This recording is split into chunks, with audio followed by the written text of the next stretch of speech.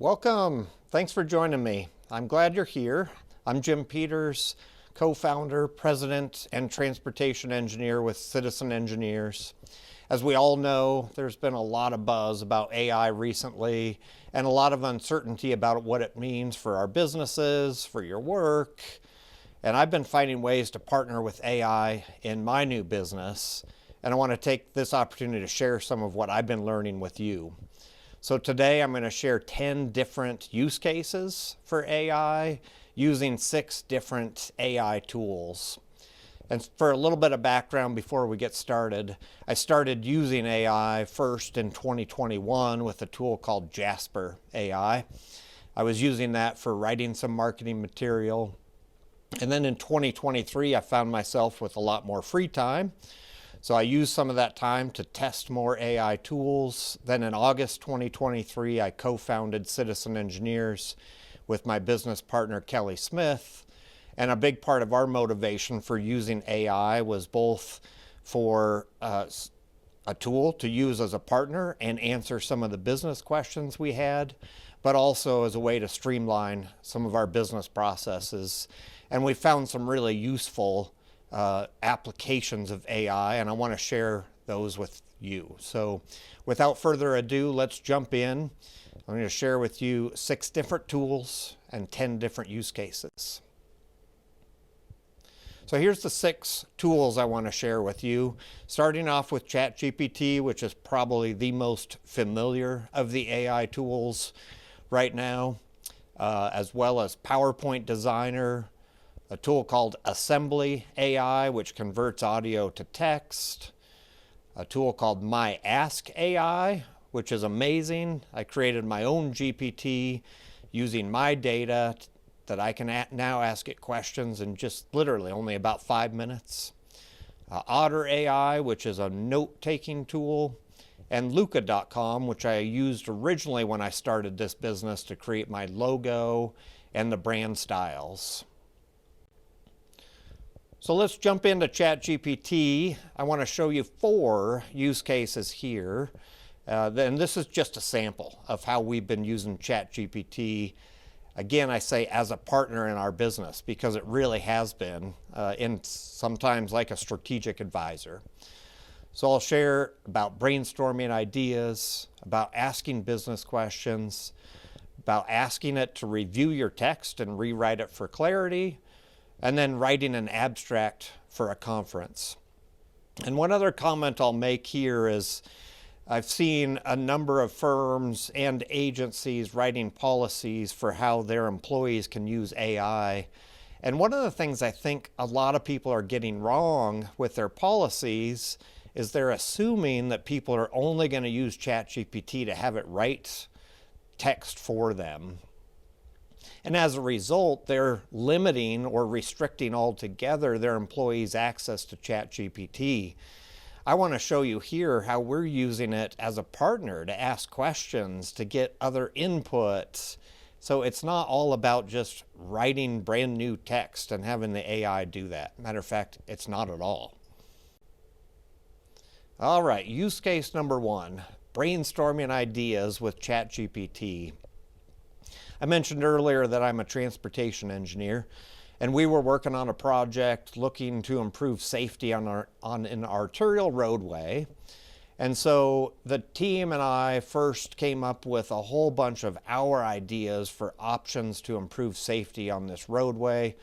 You can see some of them towards the bottom of the screen here, and it goes well beyond. It was a long list. In this case, we used ChatGPT, just seeking some other input. So you'll notice I said, in a minute, I'm going to copy in some options I've come up with for improving safety on an arterial roadway. I'd like to know if you can think of any others. And ChatGPT was nice to me.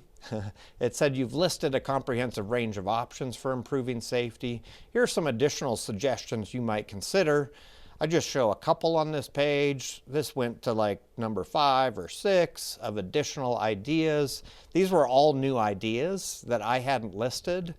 Not all of them were appropriate for our project, but it shows you an example of how you can use ChatGPT just for brainstorming to supplement what you've already been thinking about. Use case number 2, asking business and/or strategic questions. This is something we've been making frequent use of as we've been standing up our new business. I just illustrate one example here. We had a contract that was requiring us to get cybersecurity insurance. We could kind of infer why that would be important, but didn't fully understand it. So went to ChatGPT and just asked, hey, why would a small business consider getting cybersecurity insurance? And it quickly gives us an answer to that question. Now we could easily Google search this as well, but my issue with the Google search is then you have to poke through a number of web pages to maybe find your answer.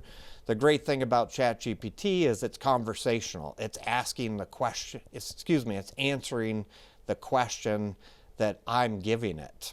And I can go and do some Google research after this to test and be sure that what ChatGPT is giving me is actually real and useful information, and I would likely do that, but this is a fantastic starting point. Use case number 3, use it to review text and rewrite for clarity. Now, I've found that I really don't like just having ChatGPT write text from scratch. It really doesn't sound like my voice. It picks up ideas that maybe I'm not really trying to make as part of my point. So what I've learned to do is do my thinking first, do my brainstorming and come up with what are the key points I want to make, maybe do my first draft, and then I'll copy it into ChatGPT. So you could see here at the top, I said, in a minute, I'm going to copy in some text. What do you think of this text? Would you revise it to make it read better? Or maybe I'd say revise it to make it read clearer. So ChatGPT picks that text up. You see I copied it in down here, just unformatted, a single paragraph, even though it should be broken into multiple. Notice I even listed figure 3 twice at the start of 2 back-to-back sentences. I would clearly want to revise that. So there on the left is the text that I gave ChatGPT, and then it revised that text for clarity.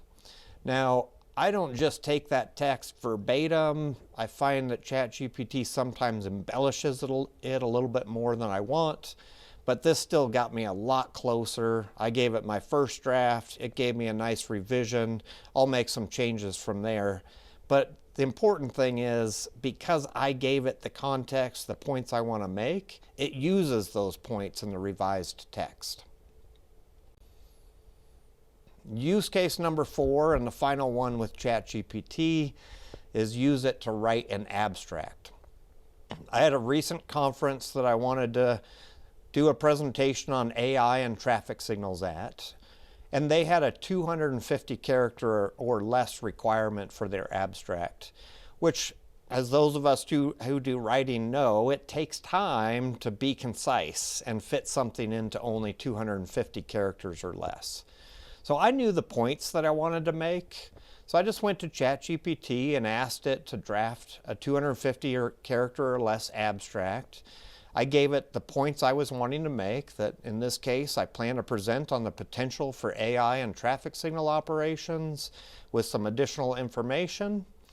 And then ChatGPT quickly produces a 250 character or less abstract based on that content I gave it.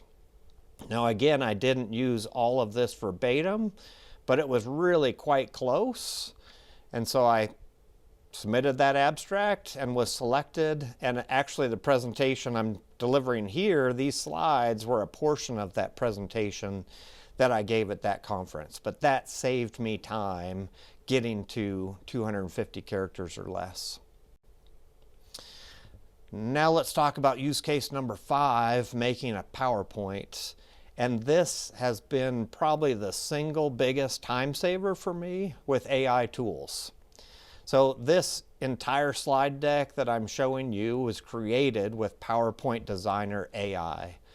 And the beauty of it is you just put in on a plain white slide, put in your text. What are the key bullet points you want to make, and maybe what's a heading? And then notice on the right side of this graphic, it gives PowerPoint Designer, when you pick it, will give you all kinds of options for layouts of that slide. And I used to spend hours just doing the layout, trying to make my slides look good. But now I don't have to do that anymore. I give it the raw text. These are the points I want to make, and then it gives me all these nice design options. I literally would have spent 8 to 16 hours before formatting these slides.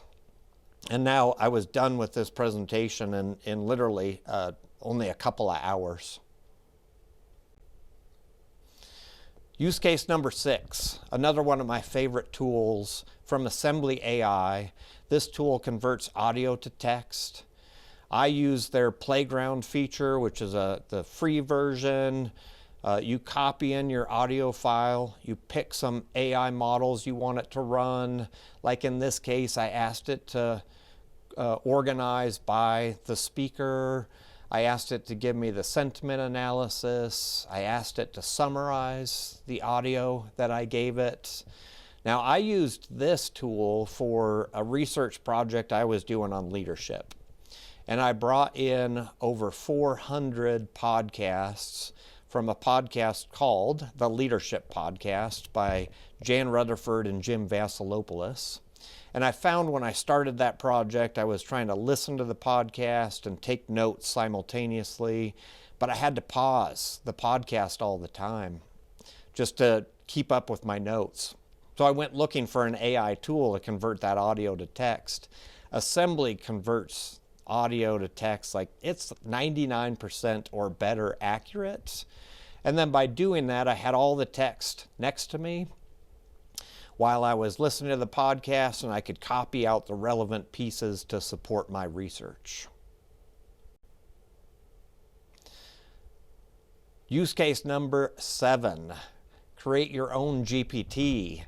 So with that leadership project I did, I had all of this data after researching 400 episodes, interviewing great leaders. And I wanted to find a way to ask that data questions. So I went looking for options to build my own GPT. I found this tool from MyAskAI, and in 5 minutes, I was able to build my own GPT, copy in all of my data. And the beauty is now when I ask it questions, it's only looking at my data to provide the answers. So you can see here, just simply ask, what tips can you share for having a difficult conversation? And it returns results. Many of these, the answer to this question comes from Roberta Matuson, who wrote a book on having difficult conversations. And I'll be making this tool available online in the coming months so that anybody can have access to it and ask it leadership-related questions. Use case number 8, taking meeting notes. This is Otter AI, one of many tools that can do this. One of the interesting use cases I've heard for Otter AI is a small tech company that I've been working with. They're just a couple of people, and they're interested in a number of the federal highways grants.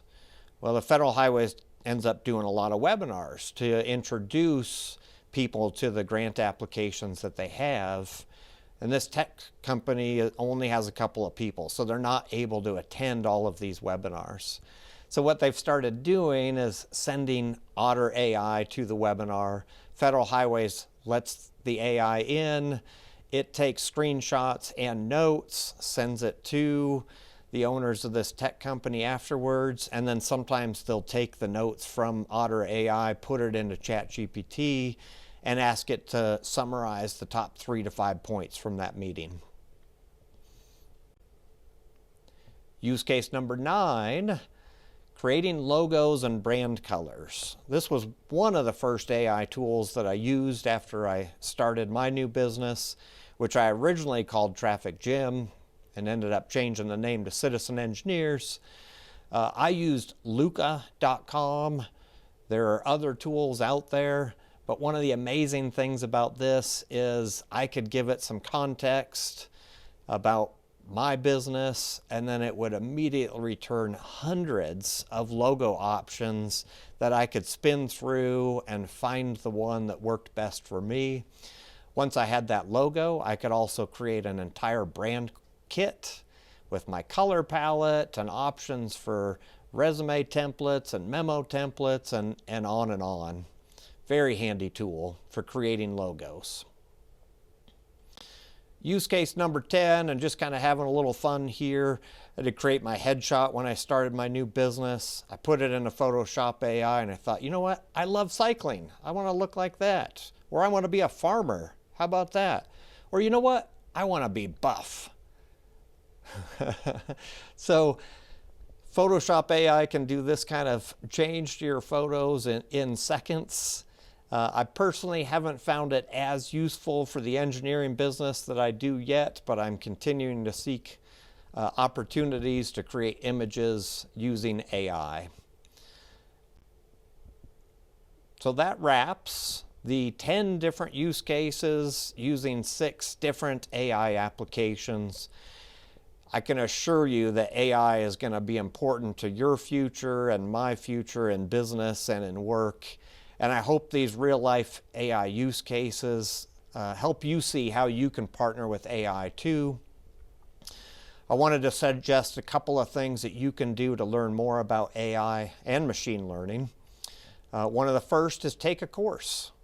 I highly recommend Andrew Ng's course on AI for Everyone, which you can find on Coursera. Andrew Ng is a Stanford professor and one of the originals involved in Google Brain. Google is also offering free courses on AI. And then, like me, just start trying various tools. There's literally thousands of new AI tools being released every month. And I'm trying to find the best ones to apply in our business and practice.